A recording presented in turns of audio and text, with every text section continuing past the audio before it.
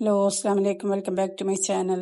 ഇതുപോലെ ടേസ്റ്റിലൊന്ന് കറി വെച്ച് നോക്കുക. അതിനായിട്ട് ഒരു പാനിൽ കുറച്ച് വെളിച്ചെണ്ണ ഒഴിച്ചു കൊടുത്ത് വെളിച്ചെണ്ണ ചൂടായ ശേഷം സബോള രണ്ടെണ്ണം അരിഞ്ഞിട്ട് കൊടുത്തിട്ടുണ്ട്. വഴറ്റിയ ശേഷം ഇഞ്ചി വെളുത്തുള്ളി ചതച്ചതൊന്ന് വഴറ്റിയെടുത്ത ശേഷം ഒരു തക്കാളിയാണ് അത് വഴറ്റിയ ശേഷം ചെറുതായി വഴറ്റിയെടുത്താൽ മതി. അത് വഴറ്റിയ ശേഷം ചൂടായ ശേഷം മിക്സിയുടെ ജാറിലിട്ടൊന്ന് അരച്ചെടുത്തിട്ടുണ്ട്. ഇനി വലിയ കയ്യിൽ തേങ്ങ ഇട്ട് കൊടുത്തിട്ടുണ്ട്. 4 ബദാം 4 അണ്ടിപ്പരിപ്പ് ഇട്ട് കൊടുത്തൊന്ന് അരച്ചെടുക്കാം. അതിനായിട്ട് കുറച്ച് വെള്ളം ഒഴിച്ചിട്ടൊന്ന് അരച്ചെടുത്തിട്ടുണ്ട്.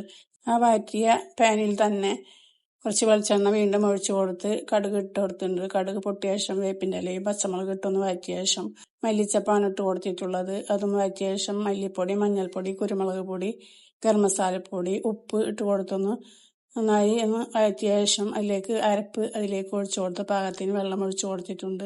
കറി തിളച്ച ശേഷം അതിലേക്ക് കോഴിമുട്ട ഇതുപോലെ പകുതിയാക്കിയിട്ട് അതിലേക്ക് ഇട്ട് കൊടുത്തിട്ടുണ്ട്.